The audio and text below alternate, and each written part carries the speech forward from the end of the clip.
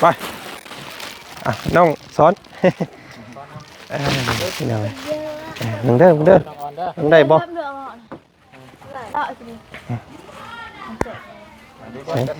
ใช่คนอุ้มลูกก่อนเป็นวินบ่วินหัวเมารถเนาะผมก็เพิ่นจะบ่นั่งอยู่ในเนาะเอากำลังอยู่ข้างในแห้งกระเต็กแล้วนี่พี่น้องผู้น้อยนอนผู้น้อยเนาะเอาคอยเด้ฮึบโอ้ฮึบเอ้าใหญ่แท้ล็อกโซ่เลยบ่นี่ล็อกเลยบ่คนง่างอันนี้ง่างโซ่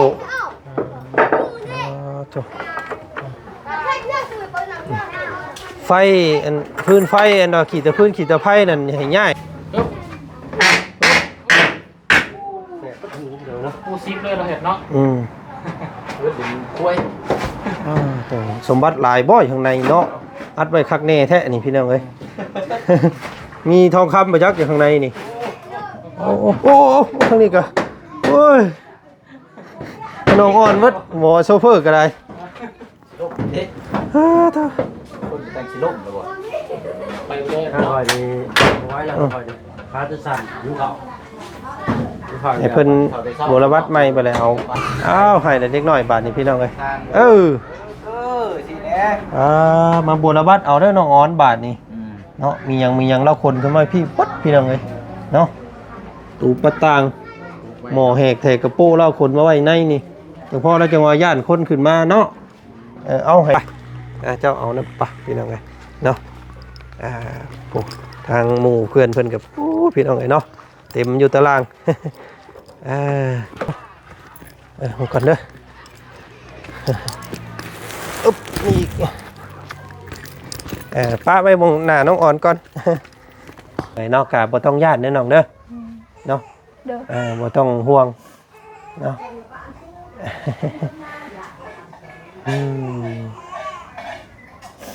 ให้อีกเลยเดือเด้อเนาะเดืออยู่500,000 กีบพี่น้องเอ้ยเนาะก็สิมอบให้ทางน้องอ่อนเพิ่นเก็บไว้เป็นค่าซื้อหืดซื้อยาซื้ออยู่ซื้อกินให้ลูกเด้อเนาะเอาพี่น้องเอ้ยเก็บไว้ใจละลายเด้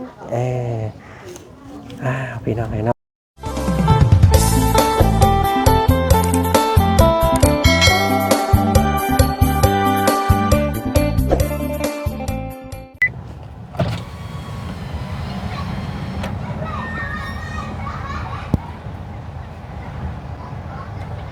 เนาะโอเคพี่น้องเลยทางบ่าวจันเนาะจะได้นำส่งน้องออนมาหอดบ้านเรียบร้อยพี่น้องเลยเนาะตอนนี้ก็กำลังถอยก้นรถเข้ามาเฮือนซ่านของเราขอสั้นซะจึกจัก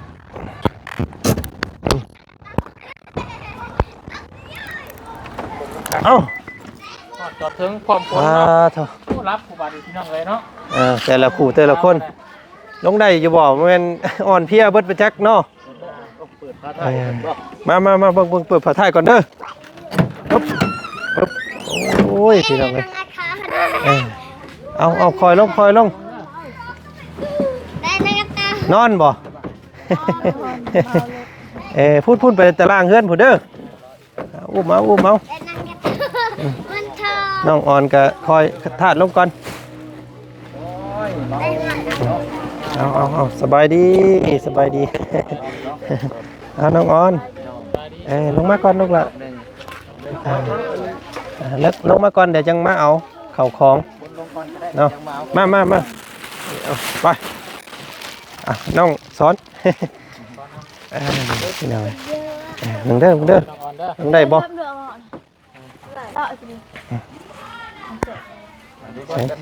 ใช่คนอุ้มลูกก่อนเป็นวินบ่วินหัวเมารถเนาะผมก็เพิ่นจะบ่นั่งอยู่ในเนาะเอากำลังอยู่ข้างในแห้งกระเต็กแล้วนี่พี่น้องผู้น้อยนอนผู้น้อยเนาะเอาคอยเด้ฮึบโอ้ โอ้โอ้โอ้โอ้โอ้โอ้เช่แหละพี่น้องเอ้ยพูด เดี๋ยวหาเมนบ่เฮือนเจ้านี่ ไปเนาะมานั่งอยู่ตารางก่อนหมู่เพิ่นก็มาแล้วพี่น้องเอ้ยทางเสาสี เราสิ สบายดีเนาะ พูดลงหลาไปนั่งข้างหน้าข้างทั้งนั้นแจ้งแน่ เมาอะไรทั้งนั้นเนาะ เมารถ นี่ละอีเรือพี่หน่อยเนาะ มาเพิ่งทั้งบ่าวเพิ่งเขาบ่าวสอนกับมาฮอดปุ๊บแล้วก็ถือไม้ค้อนขึ้นไปงัดอันประตูเฮือนพี่น้องเอ้ยเนาะมาให้น้องออนเพิ่นนั่งหันท่าเด้อเอางัดประตูฉันเข้าบ่ได้ว่าฉัน ตีนแล้วบาด ยิงเป็นระบาดพี่น้องเลย เด็ด ไปตั้งเอาขับรถ โอ้สุดกุญแจเนาะ อึ๊บ มากับพวกเราว่าหาจารังกับทำงานไปอย่างเดียว เด้อคอยเด้อได้บ่อึ๊บเอ้า ใหญ่แท้ล็อกโซ่เลยบ่เนี่ยล็อกเลยบ่ เพิ่นง่างอันนี้ง่างโซ่โธ่ไฟอันพื้นไฟอันดอกขีดตะพื้นขีดตะไผ่นั่นให้ง่ายลงตารางเด้อน้องสอนบอกน้องอ่อนเพิ่นนี่เด้อลงไปจุอยู่ตารางเอามันเฮือนมันเก่าบ่แล้วพี่น้องไปจุอยู่นี่เนาะโธ่นี่เอาให้เพิ่นมางประตูประต่างเอาลูกเอาเต้าเพิ่นขึ้นมานอนก่อน น้องขอเรือเนาะเป็นมาเป็นมือให้ทางแม่ก่อนเลยมันยังก่อนลูกซี่ ลงเลยก่อนเนาะลงอยู่ อัตตายันคดเข่าพี่น้องเราก็ได้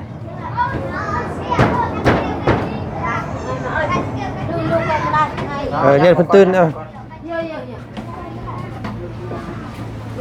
อึ๊บให้ได้บ่เนาะ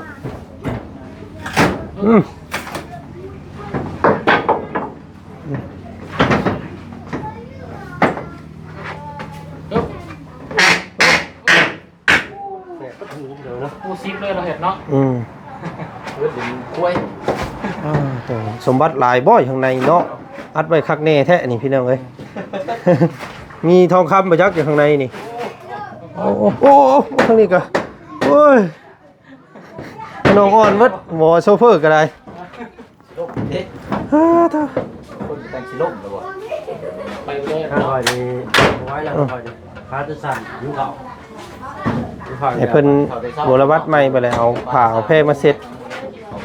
ทุกมือเขาที่เขาเดียวเลยมี เขาทีเดียว ไปลองเด้อครับโถ่ เอาเลี้ยงมาให้ก้อนเดี๋ยวจะคอยเอาลงเป็นยัง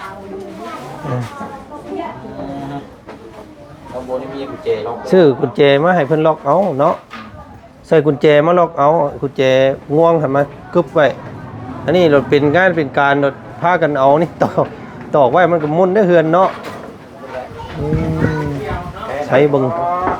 ในเฮือนเพิ่นก่อน อ๋อดูมือตึบ มีหมดยัดป่ะ เมนได้บอกเสียงต้นไม้ได้นี่ฮะ ไม่ก็ เมนในร้านเป็นนันดอกพะกูด เบาสอนเพิ่นได้นี่เบาสอนคำเพิ่นได้เฮ็ดนี่พี่น้องเอ้ย ขายแต่ผักกูดว่าบอกผักกูดบอก เนาะประตูบางงามเลย อ้าวให้แต่เด็กน้อยบาดนี่พี่น้องเอ้ย ทาง สิแน่ มาบัวระบัดเอาเด้อน้องอ้อนบาทนี่เนาะมีหยังเล่าคนขึ้นมาพี่ปั๊ดพี่น้องเอ้ยเนาะตูประต่างหมอแหกแทกกระโป้เล่าคนมาไว้ในนี่เฉพาะแล้วจังว่าย่านคนขึ้นมาเนาะเอาให้น้องเพิ่นมาบัวระบัดเบิ่งบาทนี่บ่ต้องย่านเด้ออันแม่อันอุ้มลงมาลุมพี่เด้อลูกเพิ่นก็ได้อุ้มมาลุมพี่ลงมาตะลุมตะล่างพี่หมู่เพิ่นก็มาหุ่มกันนะบาดนี่พี่น้องเอ้ยเนาะโธ่ลูกละยับเอาเยอะๆค่ะก็ได้โดนมึงจะตาย เอ้าลูกเพิ่นหมูบตู้พูบบาดนี่พี่น้องเอ้ยเนาะ เป็นวินเนาะ เมารถ ลงมาล่างสินะ น้องสีเบิ่งน้องเพิ่นนี่เด้อบาดนี่เด้อ อยู่น้ำกันเด้อเบิ่งแย่งกัน ไปละมันหนังแม่คนไปเข้าไปอยู่เพื่อนนี่ แล้วบ่ได้บอกเจ้าบ่ และแกงน้ำไม้น้ำกันเนอะแผ่นเข้าไป หมู่คู่เพิ่นมาร่วมต้อนรับพี่น้องเลยเนาะน้องสีสาวสีเพิ่นลูกๆหลานๆนี่แหละเนาะดีอกดีใจเพิ่นก็ได้เนาะ ดีใจแล้วลานไทยคอยมือ ใจจังเนาะใจเนาะ นอนที่มาซ่านอะไรเราก็ได้ ให้อีกเลยทางนี้พี่น้องเลยเนาะเอาผ้าห้องผ้าหลังบาทนี่พี่น้องเอ้ยว งน้ำลูกเนี่ยได้สิพวงน้ำเงินน้ำซ่านเนี่ยเนาะเราก็เข้าใจหัวอกเราอยู่เนาะ ตื่นแต่หมอน้อยเพิ่นพี่น้องเอ้ย น้องวันใหม่เงินใหม่บาท ซื้อแม่น้องวันใหม่เด้อบัดนี้เด้อน้องอ่อนเด้อเจ้าเด้อซื้อเจ้าซื้อแม่น้องวันใหม่ อยากมืดๆเนี่ยได้พี่น้องเอ้ยเนาะก็มืดเพราะว่ามันมืดผ้ามืดพ้นมื้อนี้ มันตาลังกล้องกับบาทเนี่ย เพื่อนไหนดิ ตื่นฮอดเดือนแล้ว นี่น้องวันใหม่แล้วก็ลูกเพิ่นก็ชื่อว่าน้องวันใหม่เนาะ โอ้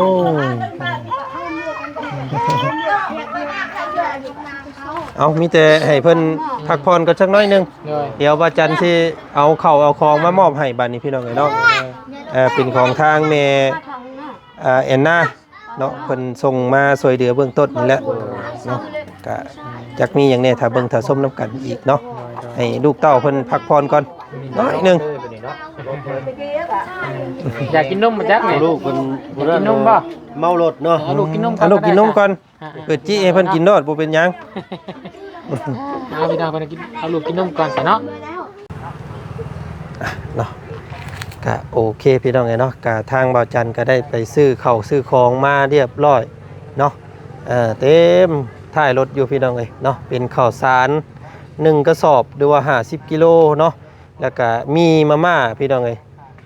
2แก๊สแล้วก็ไข่แตะหนึ่งเนาะแล้วก็ปลาปอง20ปองพี่น้องหรือว่า2แพ็คเนาะก็ก่อนอื่นเนาะสบายดี ทักทายสบายดีพ่อแม่พี่น้องกันเบิดสุขสุขคนเด้อเนาะเจอกันบรรยากาศตอนแรงๆมาฮอดเกือบค่ำพี่น้อง3-4 โมงแรงเนาะก็สิได้กลับบ้านค่ำในแล้วมื้อนี้พี่น้องก็บ่เป็นหยังเนาะพี่น้องเนาะมาฮอดเป็นที่ใดเมื่อยบ่น้องเมื่อยเนาะ เพราะว่ายังเมื่อยคือน้องเพิ่นบ่ได้กินข้าวพี่น้องกินเทื่อเดียวตอนไปน้ำรถน่ะเนาะกินแบบกินปุ๊บกินแล่นพี่น้องเนาะก็นี่แหละภาคพังน้ำน้องสอนนี่แหละเด้อเนาะถ้าไทยตะนงตะนางมาเรียบร้อยก็พังให้เพิ่นนี่ได้น้องล่ะโดยนิ่งอีหยังให้จับให้เพิ่นแน่นๆนี่แหละเนาะเจ้านั่นแหละเบิ่งแยงลูกหลานเนาะหลานเจ้านี่แหละพี่น้องลูกของบ่าวคำเพิ่นก็ได้คือลูกคือหลานเฮานี่แหละเนาะเบิ่งเพิ่นเอาส่วนอันนั้นเด้ไปวางไปยังเพิ่นน่ะบ่เงินยังบ่มื้อนี้ยังคือว่าแล้วมื้อนี้มันเพิ่นน่าสิปิดแล้วมื้อนี้เนาะน่าสิเป็นมื้ออื่นมื้อนี้ก็เช้าอีกมื้ออื่นเจ้าไปดำเนินการแต่เช้าเด้อจำในบงในบ้านคักแน่แล้วก็พากันไปจ่ายไปยังคักแน่แล้วเนาะเพิ่นมอบเงินให้แล้วเฮาก็เฮ็ดให้เพิ่นเห็นเนาะซื้อตรงกับเพิ่นนี่แล้วเพิ่นสดสวยพี่น้องเนาะก็เป็นค่าตะนงตะนางแล้วก็เป็นค่าหนี้สินทางที่เพิ่นไปทำให้เพื่อนพ่อบ้านอีกเนาะทางบ่าวบุญเพิ่นก็ใจายเรียบร้อยพี่น้องล่าสุดล่านี่พี่น้องเนาะก็เป็นทางแม่แอนนาเนาะเพิ่นอยู่ทางฝั่งต่างประเทศพุ่นแหละเพิ่นมอบข้าวของอยู่ของกินมาให้ทางน้องอ่อนเพิ่นเป็นห่วงลูกๆย่านเพิ่นบ่มีกินว่าซั่นเนาะก็สิเพิ่งน้องคือเก่าแบกขึ้นเทิงเงินบุรบาทนี่พี่น้องเนาะไปลุยกันเลยพี่น้องเนาะเอาเข่าเอานี่ขึ้นก่อนก็ได้ไปเจ้าเอาน้ำปะพี่น้องเนาะทางหมู่เพื่อนเพื่อนกับพี่น้องเนาะเต็มอยู่ตาราง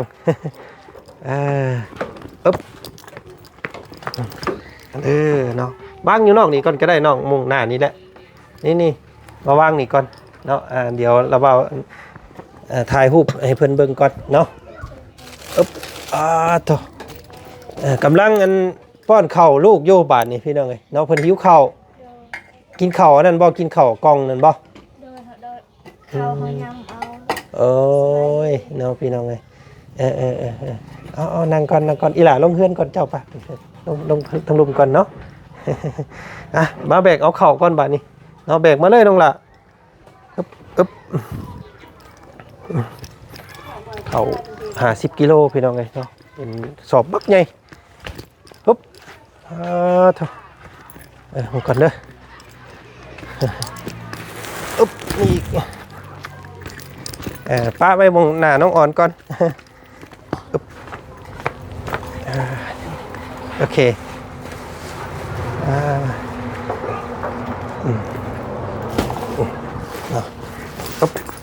ปั๊บโถเนาะขอบใจบ่สอนในหลายเด้อบ่สอนเด้อสู้ๆน้องเอ้ย มาเนาะเอามาพี่ก่อนบ่ที่นี่พี่น้องเอ้ยฮึบโตกินลายอยู่บ่เพิ่นแจ้งอยู่บ่เพิ่นได้อยู่บ่น้องอันว่าคอนเพิ่นก็มาก็ล่มทวนเนาะแล้วก็ได้พี่น้องเอ้ยเนาะเป็นลม หมู่ก็มาหุ่มยุบๆบาดนี้เนาะมาดีใจนำที่น้องอ่อนเพิ่นได้กลับบ้านพี่น้องเอ้ยก็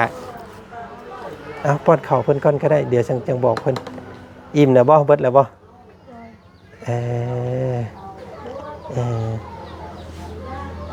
น้องพรบ่น้องพรบ่น้องทอน เบิ่งน้องซอยเมเด้อลูกหลานเด้อยินบ่เบิ่งน้องซอยเมเด้อเวลาเมปัดกวดเฮือนซ่านกับอันเบิ่งน้องถ่าเมเนาะนี่นางไงเนาะมีแต่น้องล่ะอันขี่แต่พื้นแต่ไผ่ใหญ่ลงตารางเด้อเนาะพากันเวลาลูกรับลูกนอนกะเจ้าเอาใหญ่อันนี้ลงตารางเนี่ยปัดเนาะให้มันเกี่ยงมันกว้ยและบุรบัดเบิ่งเนาะมุงไหนมันหกมันเหื่อหักษาเอาเนาะเพราะว่าผัวเจ้าก็บ่ได้อยู่หลายปีได้บาดนี้เนาะสิประมาณ2 ปีหรือว่า3 ปีพุ่นแหละพี่น้องเอ้ยเนาะเพื่อเพิ่นหายเพิ่นเศร้าถ้าว่ามีเงินเนาะครบ2 ปีแล้วเพิ่นยังบ่ดีขึ้นแล้วก็เฮามีเงินเฮาก็ส่งให้ตำรวจอีกนะเพื่อให้เพิ่นบำบัดเนาะพี่น้องเอ้ยก็เรื่องยาเสพติดนี่ก็เว้าหลายก็เข้าตัวเว้าจันคือเก่าเนาะหลายคู่หลายคนอยู่เพิ่นก็คอมเมนต์มาโอ้ยบอกสอนแต่ผู้อื่นว่าซั่นเนาะพ่อตัวเองก็คือกันนั่นแหละว่าซั่นพี่น้องเอ้ยเนาะเอาก็เฮ็ดนี่ได้ซะพี่น้องเอ้ยเนาะทางตู้พ่อเพิ่นก็ยังบ่ได้ถึงขั้นแบบนี้พี่น้องเอ้ยเนาะแต่ว่าก็ยังไปบำบัดอยู่ตอนนี้ก็ได้เนาะก็บ่เว้าถึงเพิ่นได้กันทางพ่อเฮาก็เพิ่นได้ผิดได้พลาดไปเฮาก็บอกสอนไปแล้วเนาะเฮ็ดไปแล้วพี่น้องเอ้ยเนาะก็บ่ว่ากันเด้อ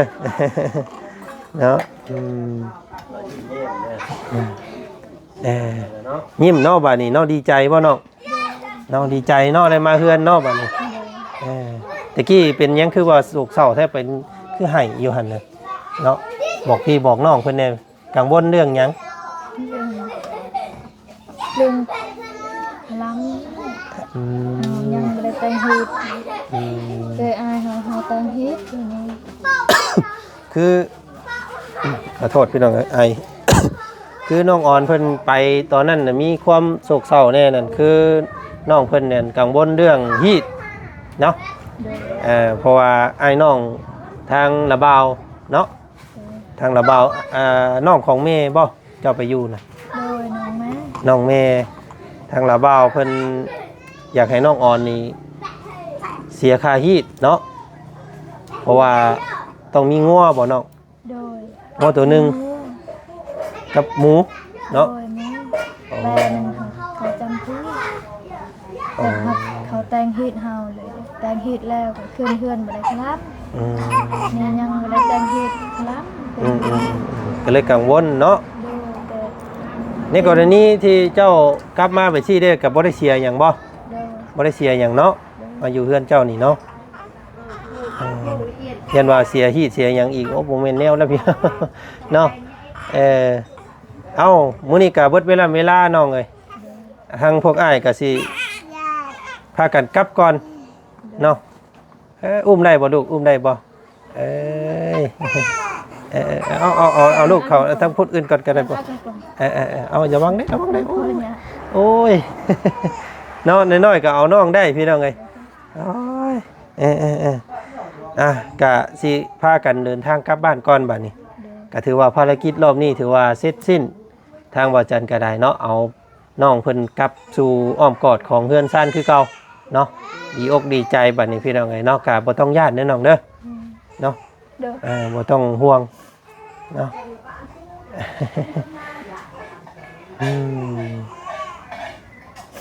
ให้อีกเลยบ่เป็นหยังเด้อเนาะเดี๋ยวมื้อหน้ามื้อในพวกอ้ายขึ้นมาใหม่เนาะ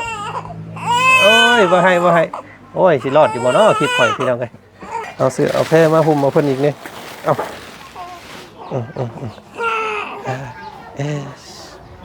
เนาะเอา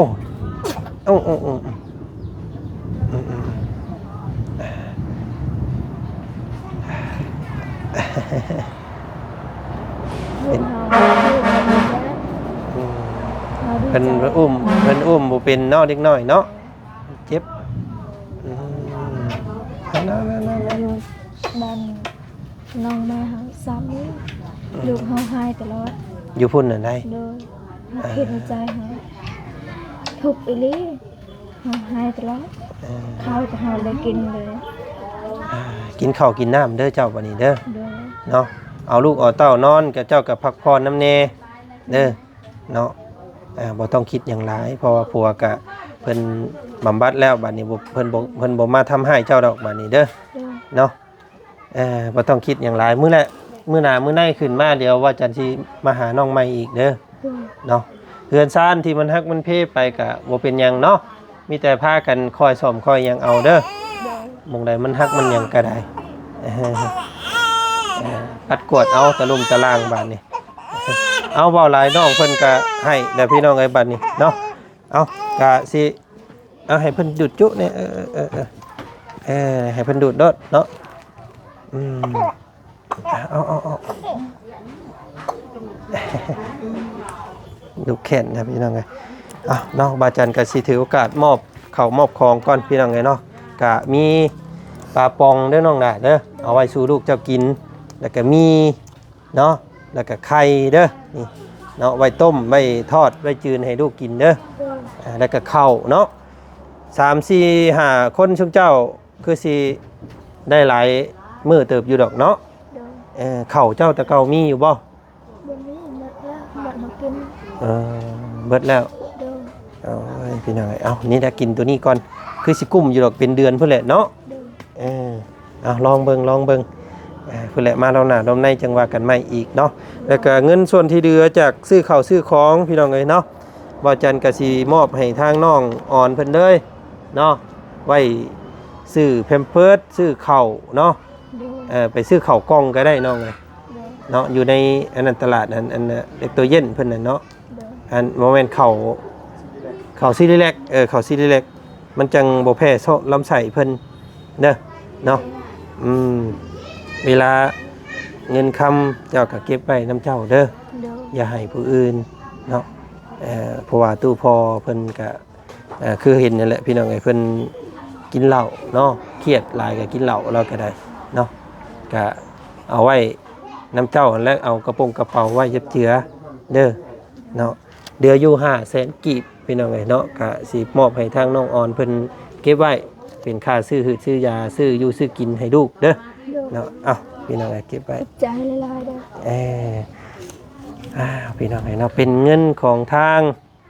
แม่แอนนาเด้อซื้อเพิ่นเนาะเพิ่นอยู่ทางต่างประเทศพุ่นแหละเนาะเพิ่นกำลังนั่งเบิ่งน้องอยู่ตอนนี้เนาะมีหยังอยากขอบมุกขอบใจขอบบุญขอบคุณเว้าถึงแม่เพิ่นเนาะอยากขอบใจแม่แอนนาเด้อที่ช่วยเฮาให้อยู่ดีมีแฮงให้สุขภาพแข็งแรงความเจ็บอย่าได้ความคายอย่ามีขอให้เทวดาฮักแพงแม่อันนี้แอนนาเนาะแอนนาเด้อสาธุทางบ่จันคือกันเด้อสาธุเด้อสู้ๆเด้อน้องเด้อเนาะมื้อหน้ามื้อในเฮาสิมาหาใหม่อีกเนาะเอาลูกเอาเต้าพักผ่อนบัดนี้เนาะก็อาบน้ำอาบทากินข้าวกินน้ำให้มีเหือมีแห้งเด้อเนาะได้จังทำความสะอาดมันเฮือนซ่านก็ได้เด้อ เนาะเอาเมื่อป้าก่อนได้บัดนี้เนาะสบายดีเด้อน้องเด้อแม่ลูกสี่แม่น้องวันใหม่เด้อซื้อเด้อบ่ซื้อก็ยาทองดีเด้อ ซื้อน้องวันใหม่แล้วกันพี่น้องเอ้ยเนาะมีแต่แนวใหม่ๆเข้ามาบัดนี้เด้อเริ่มต้นชีวิตใหม่พี่น้องเอ้ยเนาะไปซะเนาะทางเฮากะขอตัวล่ำลาก่อนบัดนี้พี่น้องเอ้ยเนาะอยู่ดีมีแห้งน้องละสบายดีเนาะไปพี่น้องเอ้ยอันนี้ให้อันว่าเราจังพากันคนเข้าในเด้อมาเอามือป้าก่อนเด้อบัดนี้เบิ่งแย่งเพิ่นนี่เด้อ เบิ่งกันเด้อเบิ่งได้มื้อหน้าเพิ่นแหละสิมาเยี่ยมใหม่เอาโอเคพี่น้องเอ้ยเนาะถือว่าภารกิจพวกเฮาก็ถือว่าเสร็จสิ้นเป็นที่เรียบร้อยเนาะพี่น้องเนาะก็โอ้ยก็ยิ้มแย้มแจ่มใสเราก็หลายน้องเพิ่นก็ได้พี่น้องเอ้ยเนาะก็บ่คืออยู่คบหน้าคบตากันแล้วพี่น้องเอ้ยก็สิขาดเคินอีกผู้หนึงเนาะแต่ก็บ่เป็นหยังดอกว่าซั่นๆพี่น้องเอ้ยเนาะก็อยู่น้ำบ้านน้ำเมืองอยู่น้ำป้าน้ำลุงป้าเอานี่แหละพี่น้องเอ้ยเนาะน้ำน้องสอนพี่น้องเอ้ยนี่เด้รถเพิ่นก็ยังเนาะแต่ก่อนเพิ่นว่าสิขายรถ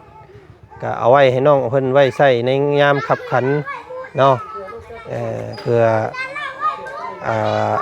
เจ็บเพื่อเป็นนี่แหละว่าซั่นซะพี่น้องเอ้ยเนาะก็ขอบคุณมื้อนี้ทางแม่แอนนาเนาะเพิ่นอยู่ทางต่างประเทศเนาะมอบหมายทางบ่จันมามอบข้าวของเบื้องต้นเนาะให้ทางครอบครัวของน้องออนเพิ่นพี่น้องเลยเอาเนาะสำหรับคลิปนี้ทางบ่จันก็ขอจบคลิปนี้เพียงส่ำนี้ก่อนเนาะขอตัวเดินทางกลับบ้านก่อนบัดที่นี่พี่น้องเลยเนาะก็ต้องขอบคุณมันสุขุสุคนนี่แหละเนาะที่คอยเชียร์ให้กำลังแรงใจเนาะกดไลค์กดแชร์กดคอมเมนต์ที่สร้างสรรค์ดีๆเข้ามาเนาะพี่น้องเนาะก็ขอบคุณขอบมุกขอบใจหลายๆเด้อเนาะอ้าวพี่น้องเอ้ยไว้ขึ้นมารอบหน้าสิมาอัปเดตครอบครัวเพิ่นใหม่เนาะจะเป็นจังไดสิอยู่กินได้ใดกับ4พ่อแม่ลูกเราพี่น้องเอ้ยเนาะก็ติดตามเบิ่งนํกันอีกเนาะครอบครัวของ